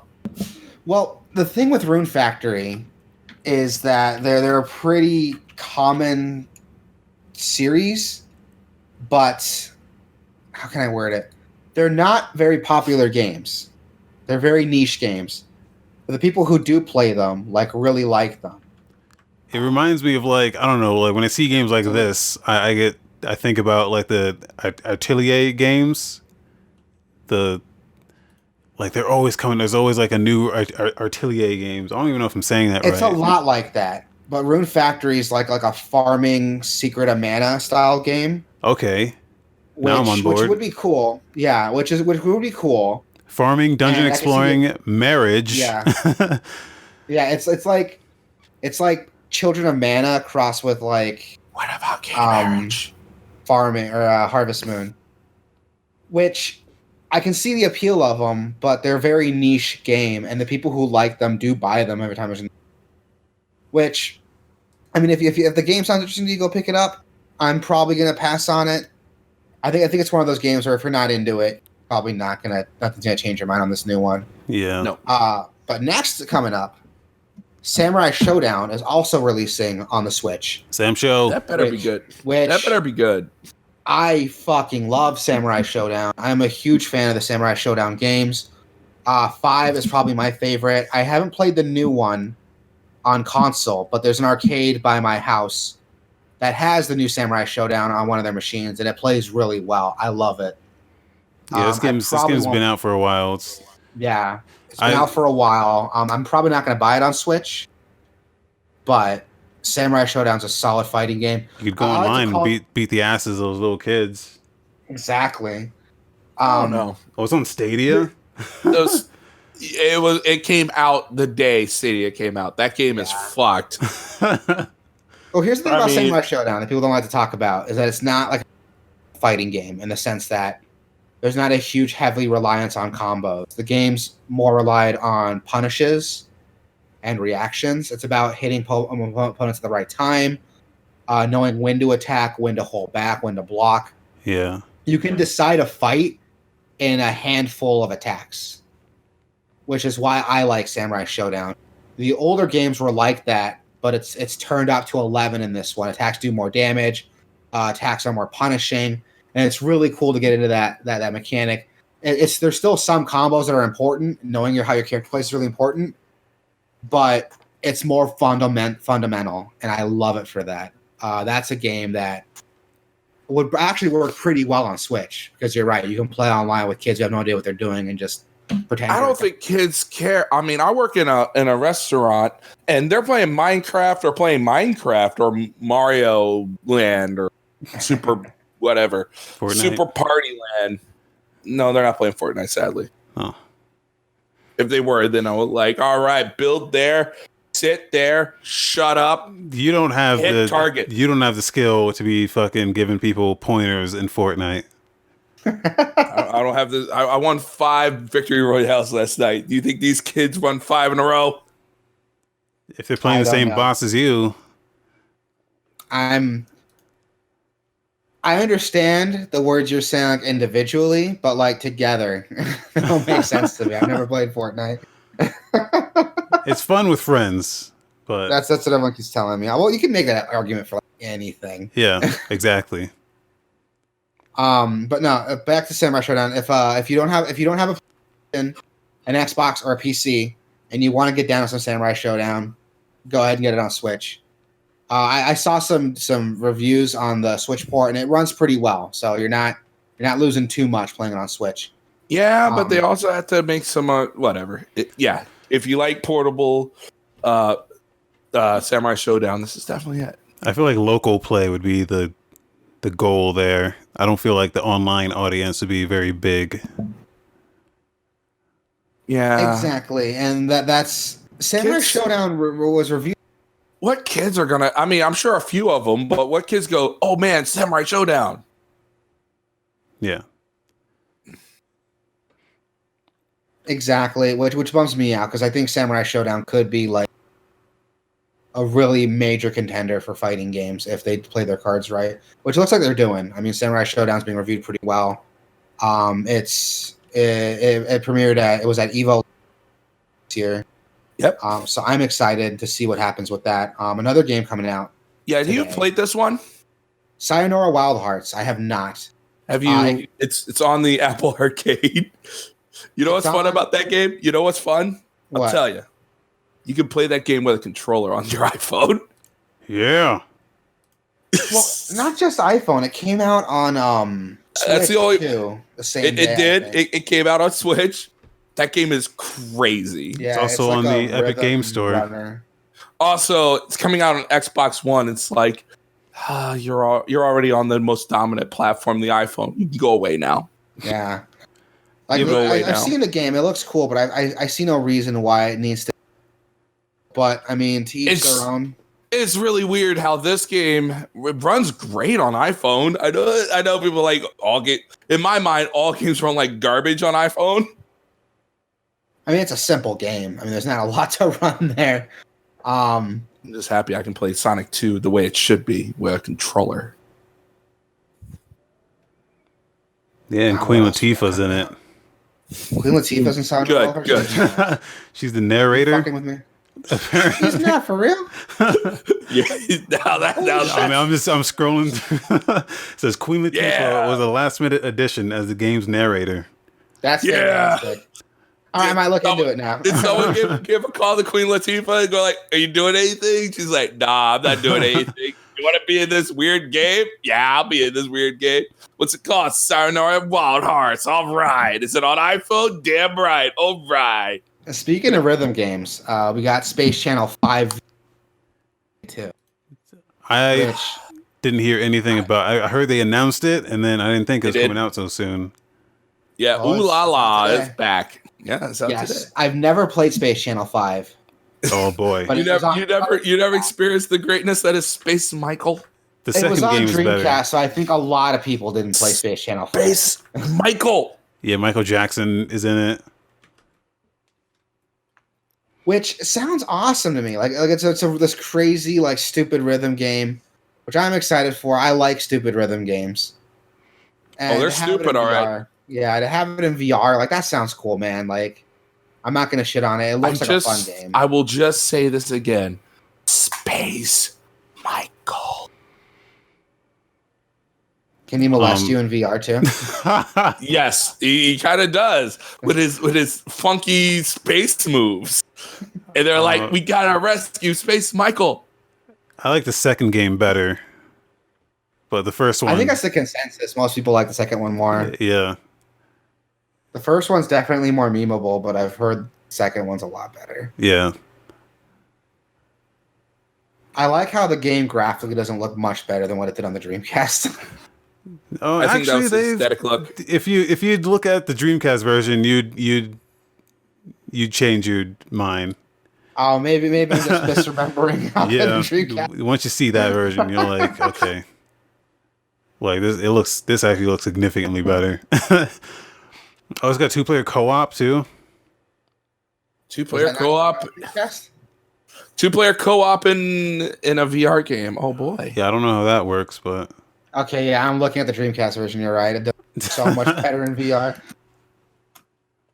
I wonder why are they only doing VR? I feel like they should just It's a VR company that they came to Sega and say, "Hey, we can make this game for you." And they're like, "Okay." So they came to Sega and went like, "Hey, you can make Space Channel 5 in VR." They're like, "All right, go do that." So no, it's Sega licensing it out. Well, there you go. If you're nostalgic for some Space Channel 5, you can go ahead, pick it up on VR. Yeah, Space Michael. It's out on a PS4 now. So if you still have a PlayStation VR, you hadn't traded that shit in yet, go ahead and pick it up. Or smash it with a hammer. I'll give them credit. They're supporting that thing pretty well. Yeah, so. They are, which is a shame because like I don't feel like it has enough support. They're definitely supporting it way more than they did the Vita. Yeah, but we'll see what happens. That's why I haven't bought a PlayStation VR yet because I'm like I want to see what they put on it before I like do anything else. The next we got a 2 Point Hospital coming out on Switch, PS4, and Xbox One. And if you have Xbox One, it's on Game Pass. There you go. Game Pass PC. Yeah, the 2 Point Hospital games have been like pretty popular. They're part of the theme hospital games, I think. They're like hospital sim games. Yeah, Sega bought, what is it? Is that their Sega weird, when they went on that weird buying spree? Something like that. Yeah, they're in Sega now. Which looks... I'm not a huge fan of sim games, so I'm not the person to ask about It's one of those things, it's like, if Sega still was in the console business, this game would be huge on Sega Saturn 4. Yeah, but they're not great. Because they're dumb mistakes. It'd be Persona and this, and we would hope to God we get Persona 6 or whatever. But we don't live in that world. That's in like Galaxy 4. I never got into these hospital sims because I don't know. They were like big in like Europe, right? Yeah, they're super big in Europe and in the PC gaming crowd too. At least the retro PC gaming crowd. Which, like, if it's your cup of tea, I mean, it's just more of what you already love. So if you already like those hospital sim games, 2 Point Hospital is probably one of the most recognizable series of hospital sim games. So if that sounds like your cup of tea, go pick it up. It's out today. You can Switch, PS4, Xbox One. Switch makes sense. I don't know how they'll work. Switch makes a lot of sense. I don't know how it works on a lot of consoles. Yeah. But I guess we'll find out. Touchscreen controls. It sounds you'll find out later tonight. Yeah, I'll find out later tonight when the reviews go up and IGN. Nah, you'll find out later tonight. Because Raven bought it. No, I didn't have to buy it. All I had to do was just tickle Microsoft in their funny place, and they coughed it up. Yeah. Hey, Microsoft, tickle, tickle, tickle. And they went like, oh, you want 2 Point Hospital? Like, what Raven's trying to say is that he molested Microsoft. And again, to back off, they gave him a review code for 2 Point Hospital. You know what? There was a game on PS1 that we played. It was it was called Gradius Story. And literally they roofied a girl and take her to jail and then strip her naked and put her in a pink bikini. I am not making this shit up. What the fuck? What? There was a game on PS1. I am not making that up. And people are getting mad at a rape scene. I'm going like, I am forever scarred at that. Sounds great. They literally roofied. They were like, all right. I'm fact checking this. I'm fact checking this after the podcast. I need to see this scene. But next, so that's it for coming out today. That we could find. If you see anything else, correct us in the comments. I won't read it, but you can go ahead and do your thing. But tomorrow we have 2 games coming out. Hero Must Die Again, coming out on PC and PS4. Oh, he'll die again, over and over and over. Which, that's JRPG. It's a remake of the Hero Must Die game that came out fucking on the Vita forever ago, and that was a remake of another game that I can't pronounce. So have fun looking that up. If you have the Wikipedia article there. Great. They look cool. They're pretty. They look like pretty standard JRPGs. I can see the appeal of them. If you like niche JRPGs, check out Hero Must Die Again. It's going to be on Switch and PS4 tomorrow. I might look into it. I've been looking for a new JRPG to play. To scratch that itch till Persona 5 comes out. I think it'll touch that itch, but it doesn't look like it'll scratch it. But yeah, it'll probably just make the itch worse if I'm being honest. Yeah. From what I've seen of the gameplay, but we have on side note, we do have Yakuza 0 coming out on Xbox One tomorrow. Yeah. Which isn't that also coming out in Game Pass? It is coming out on Game Pass too. Which has me excited because it also coming out on PC Game Pass? It is. It is. Okay. Has me excited because I am recently a fan of the Yakuza games. I played Yakuza, the remake of the first one, Kiwami, I think. I played that a while ago. Yeah. And I loved it. I haven't finished it yet. I'm probably, now that we're talking about it, so the thing about Kiwami is that it's just like that game was just a facelift of the first game. So it's real, it looks good, but it plays like ancient PS2 shit. Everything plays fine to me. I was told that they remastered the combat system to fit what Yakuza 0 did. A little bit. Kiwami came out first, so. Oh, did it? I think. 0 came out first. I might be wrong on that, but yeah, Someone will Kiwami. correct us in the comments. Kiwami is still stuck on some PS2 shit, whereas 0 is fucking new shit. I'll have to pick it up then because I'm playing Kiwami now. I'm gonna try to finish it so I can go and play 0. I want to get into Yakuza because the combat system's so much fun. I love just fucking dudes up in like the most violent, horrible ways. Didn't that new Yakuza game come out? There's a new one. It's like a fucking RPG. It looks so over the top. It's not out yet. It's Yakuza Like a Dragon, I think is what it's called. Yeah. That one, that one's not out yet. Crazy. It looks crazy. Yeah, it looks so insane. It does. I'm into it though, dude. Like, it looks dope. I'm into it. I'm 110% into it. And it's not like too far away from what the Yakuza games were like, because the combat system is fun. But let's be honest, it's a means to an end on those games. The combat system. And it was already like a JRPG anyway, the fact that you have like random encounters and stuff. So to see them make it like a JRPG is really cool to me. And I'm probably going to pick that up. Yeah. Because it looks dope. And since Kazuga Kiryu's story is pretty much over and they're starting off with new shit in this one, it's a good time for me to jump into it if I've never played a Yakuza game. Yeah, so that looks dope. That's it coming out tomorrow, but the day after, on the 27th, we have Hero Must Die Again, which comes out tomorrow for PC, PS4, coming out again on the Switch the next day. So that's cool. If you don't want to pick it up on Switch, you can pick it up on the 27th. And we have another game called Mousecraft, which I don't know what this is. What am I looking at, Wasabi? It's you don't know Mousecraft? You don't know about Mousecraft? Oh Jesus! No. It's an adventure indie 3D video game developed and published by Poland-based game studio Crunching Koalas.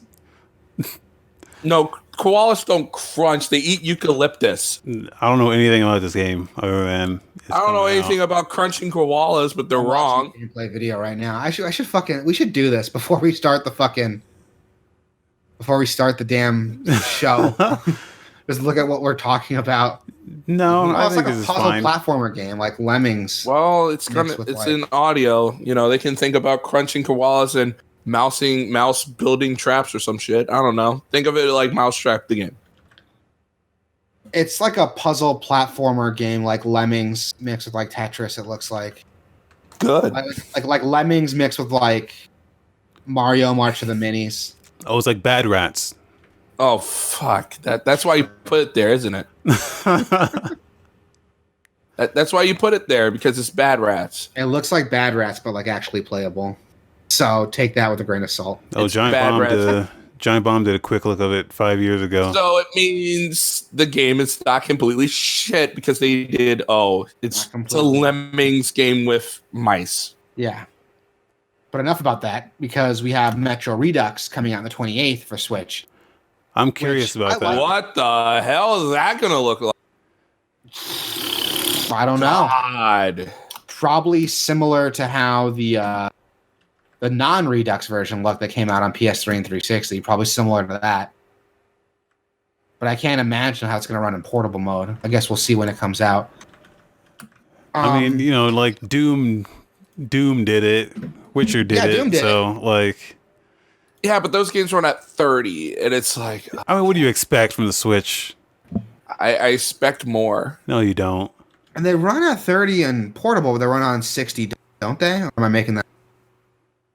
Depends on the game, I guess. Yeah. So I'm watching some gameplay of this, and it looks solid, man. It looks they have solid. They have Tetraminos and shit. Like legit Tetraminos. Like legit, check this out.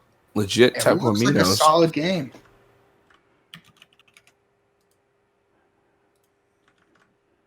It looks super solid. It's interesting because, like, I don't know, it seems like they're figuring out how to utilize the Switch hardware, which I'm fine with. I mean, if I can get more games, goddamn expensive.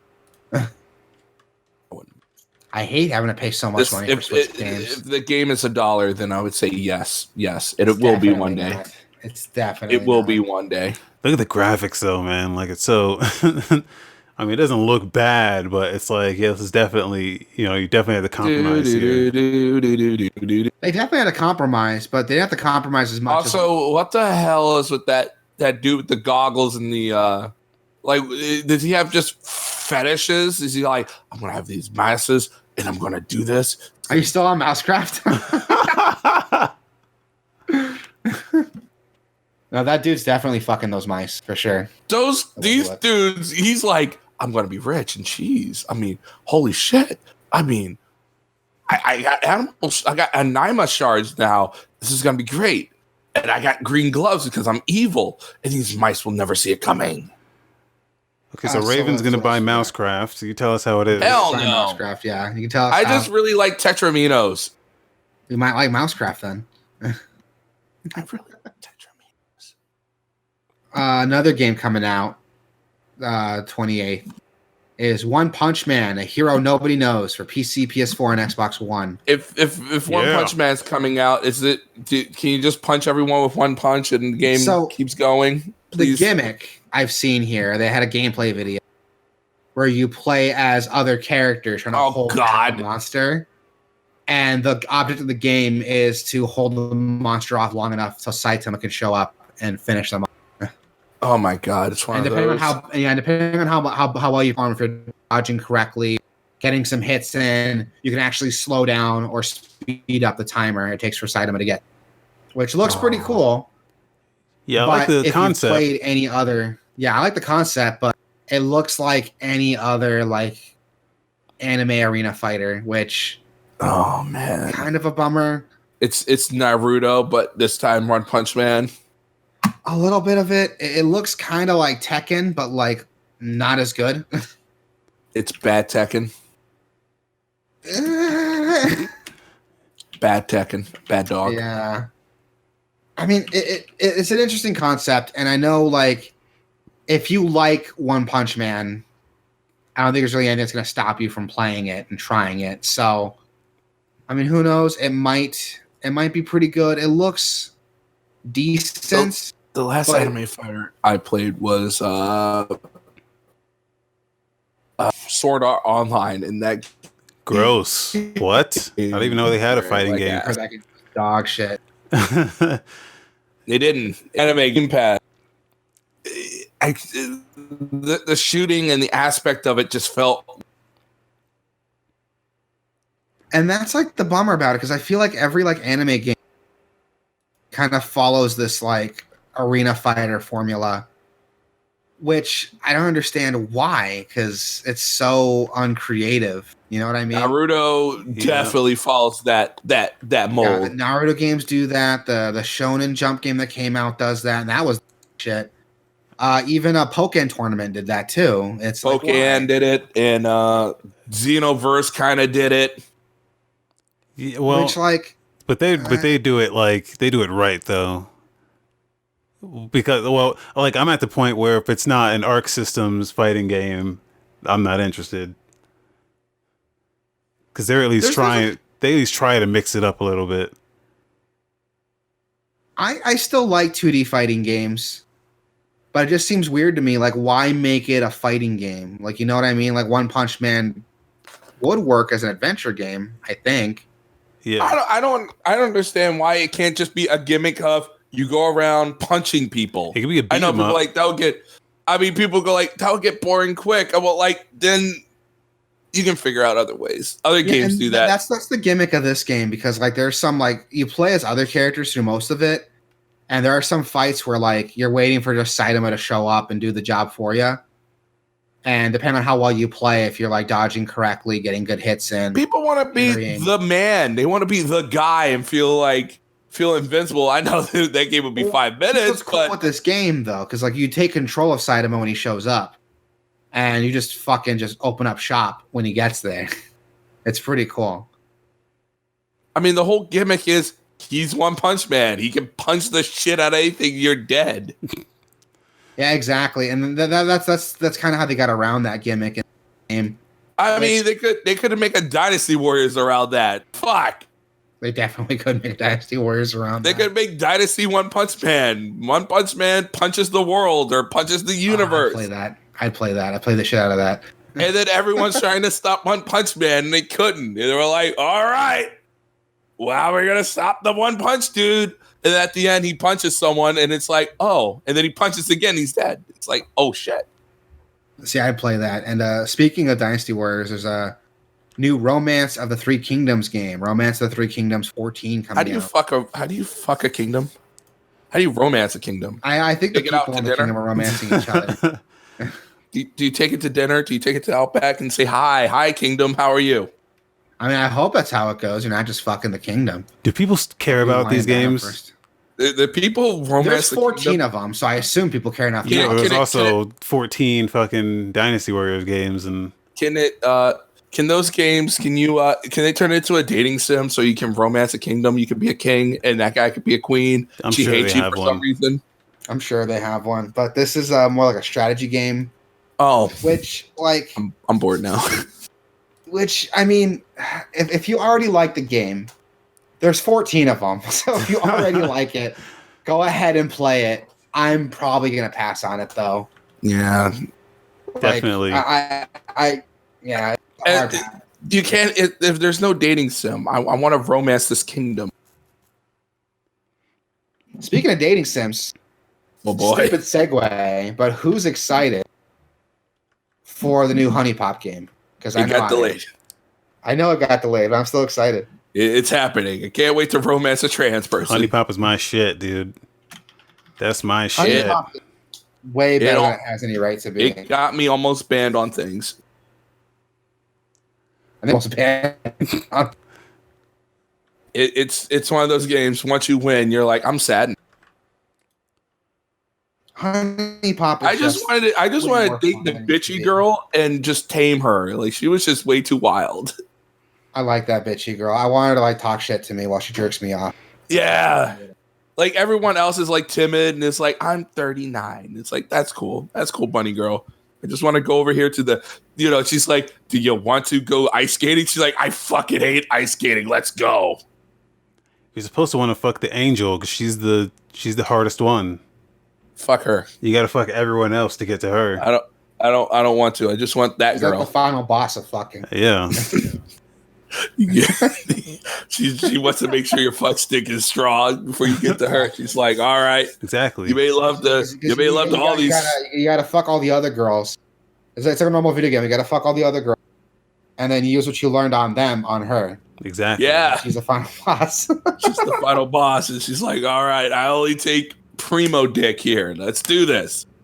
All joking aside, though, Honey Pop is seriously one of the funniest games I've played in a really long time. Yeah. It's the best adult game ever made. Yeah, it really is. Like it's so funny. The tile matching's fun. The dialogue is hilarious. Every time that Angel Girl talks, whatever her name is, she cracks me up, dude. She cracks my shit up so hard. And that's why it's the only game holding up another site we won't mention. No, that sequel is coming out. They delayed it a couple times. They delayed it a lot. You would think it would be easy to make this, but I'm sure their team's like 4 people, so whatever. Well, they put out that game in between the Cam Girl one. Those games are bad. That game was bad. Yeah. Not what the game is not supposed to be Honey Pop too. It's supposed to be like Honey Cam Studio. It was just just something else. Game, yeah. But I don't know. It's just what they could have had better writing and dialogue. Like that's what you want. That's the thing that Honey Pop does well is the writing and the dialogue, and you just didn't get any of that. Right. Honey Cam Studio sounds like a great idea, and it just falls flat. Which is why I'm excited for Honey Pop 2. I think they announced all the original girls. Yes. They have some new girls coming in, which is gonna be fun. And one with a dick. I'm not gonna lie, dude. Like I'm a like the game's funny. The characters are hot.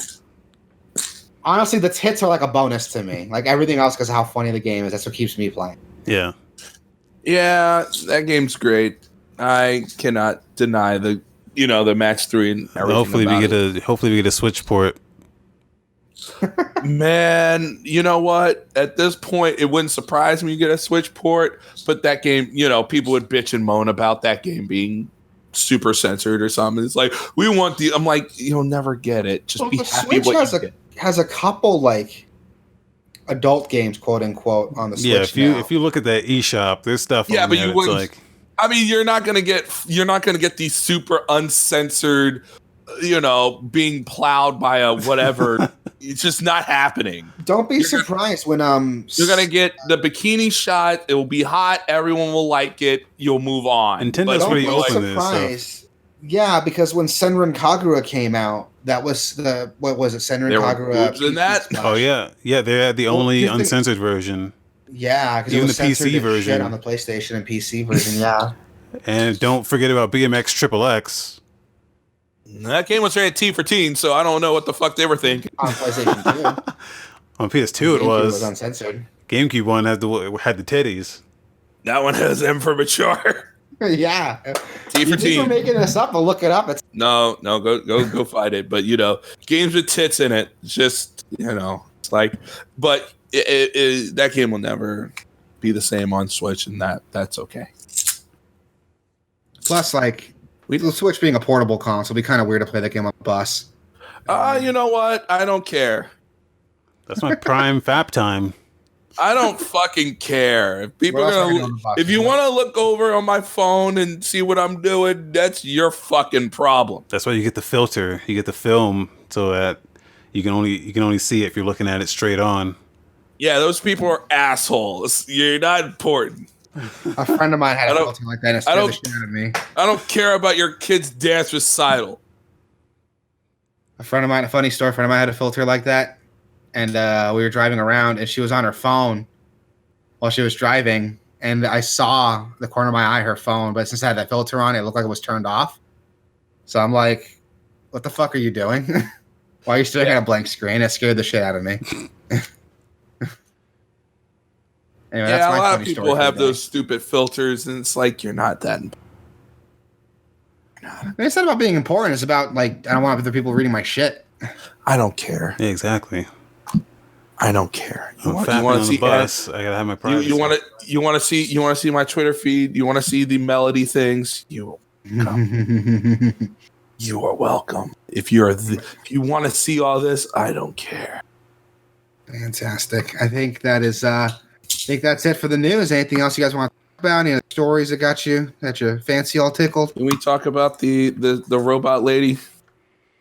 Okay, fine. This is your time to talk about fucking robot lady. Yeah. What the hell are you talking about? There's a robot lady on Chatterbait that's taking over the world. Her name's Melody. I mean, that's a cute name, but how's she taking over the world? She's taking over the world because she's telling people she loves everyone. She's anime. So there's a girl that dresses up in like a mocap suit and VR, and she dances all around, gets naked, and does all kinds of funny shit. It's not a mocap suit. It's a guy. VR. It's a guy that animates. He's an animator. Mm-hmm. So he animates her. There's a girl there talking. No, there's in my life. There might be a girl talking, maybe. Right. But it's just a guy that he just animates this shit. You can go to his Patreon account and see the stuff he does, but that reminds me of that there was this issue a couple years ago when Deus Ex Machina came out, the movie about that robot girl. I guess there's this big issue because the creators of the marketing team for the movie made a Tinder bot that would match up with guys, and when they think they're talking to someone, it's like, oh, I'm a bot. If you like this, go watch our movie playing at so-and-so at so-and-so time. But that's okay, because those people are sad anyway. He's like, yeah, babe, I'll go watch your movie. Can I get, when are you going to be there? What are you wearing? Yeah. It was so weird because, you match up with her, you'll say, hi, she'll say hi, and she'll just ask you questions about what it means to be human. And it gets, super serious, and she's like, JK, I'm a bot. If you're not too upset with me, come watch my movie. That sounds like a good social experiment. It was a social experiment, yeah, but it was purely marketing, which it worked. It got people talking about it. Go to this link and see I'm live now. I clicked on those links and they take you to crap. It's like, I just got out of the shower, click this link, and it's like, oh, fuck this. Too much work. Anyway, so that's your story. There's a bot trying to take over the world. No, she already took over the world. You'll know about Melody one day. You'll go like, fuck. She's just a Vocaloid porn, and they don't know how to handle it. They don't know how to handle it. No one knows how to handle this. I mean, probably the same way you handle regular porn. Exactly. No. Exactly. I mean, yes, but one day she'll be on Twitch TV and Pokemon will cry. This stuff already exists, though. Yeah. It's not the first. There's we are AI Chan. But we also talking about a site that's stuck in 1994. Yeah. I mean, they're kind of slow on the intake of everything.